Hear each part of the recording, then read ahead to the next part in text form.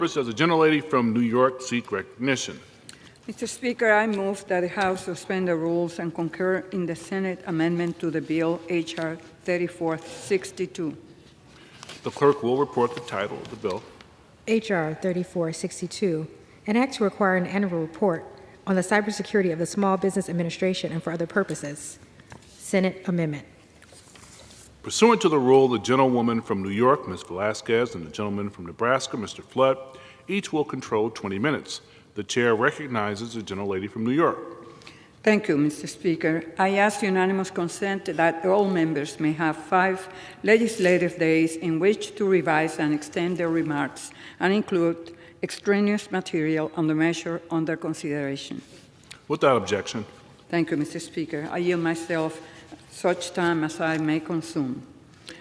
Mr. Speaker, I would like to thank all the members of the Small Business Committee for their hard work this Congress on behalf of our nation's 32 million small business owners.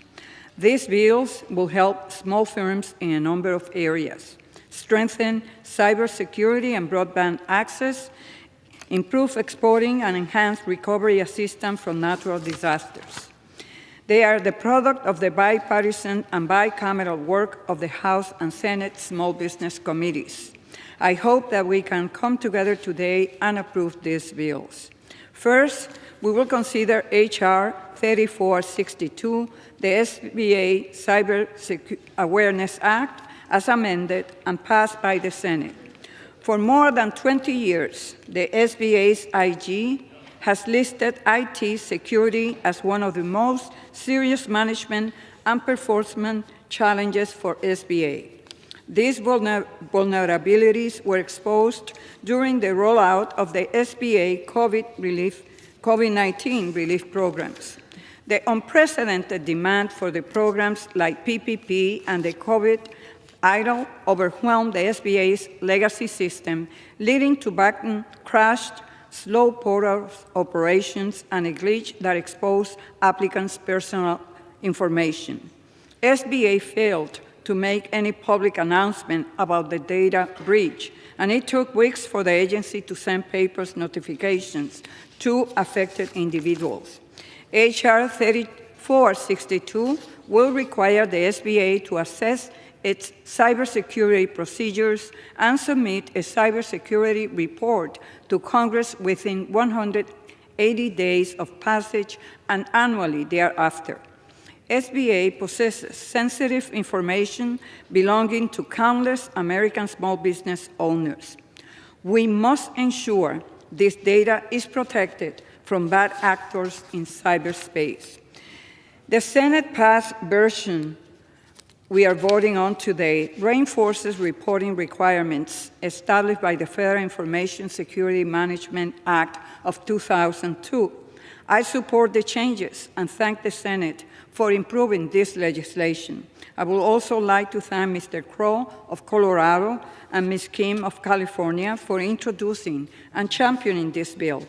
Their relentless efforts on this issue is why we are here today. Mr. Speaker, I urge my colleagues to support H.R. 3462 as amended by the Senate, and I reserve the balance of my time. Gentlelady reserves. The gentleman from Missouri is recognized for 10 minutes. 20 minutes. Thank you, Mr. Speaker. I yield myself as much time as may consume and rise in support of H.R. 3462, the SBA Cyber Awareness Act, as amended by the Senate. Cyber attacks are too common in today's world. They cost the U.S. economy billions of dollars each year and have the ability to harm and shut down small businesses, which often operate on the thinnest of margins. Any cyber intrusion on a small business creates great pain and uncertainty.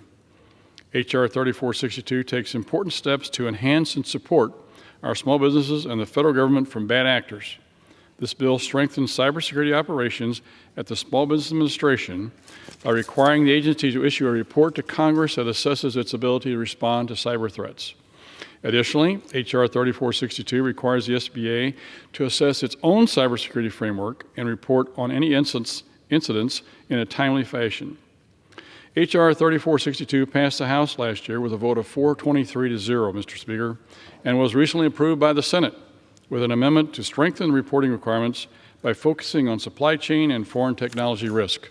I want to thank the gentleman from Colorado, Mr. Crow, the gentlelady from California, Ms. Kim, and the gentleman from Nebraska, Mr. Flood, for working together to protect small businesses as well as our Senate colleagues who worked on this bill. Also want to thank the chair for pushing this bill forward. I urge my colleagues to support Senate amendment to H.R. 3462, and I reserve the balance of my time. Gentleman reserves. The gentlelady from New York is recognized. Mr. Speaker, I yield 3 minutes to the gentleman from Colorado, Mr. Crow. Mr. Speaker, I rise today in support of H.R. 3462, the bipartisan SBA Cyber Awareness Act. The Small Business Administration supports small businesses in every corner of the country. With the support of Congress, the SBA has gone to bat for small businesses during the COVID-19 pandemic through relief programs like PPP and EIDL. Yet year after year, the SBA's Office of Inspector General has found that IT security is one of the agency's most serious management and performance challenges. The pandemic highlighted the gaps in the agency's cybersecurity. As a result of high demand, a glitch in the EIDL application exposed the personal information of over 8,000 applicants. We need to bolster the SBA's cybersecurity so that the SBA can better protect small businesses' information and continue to help small businesses nationwide.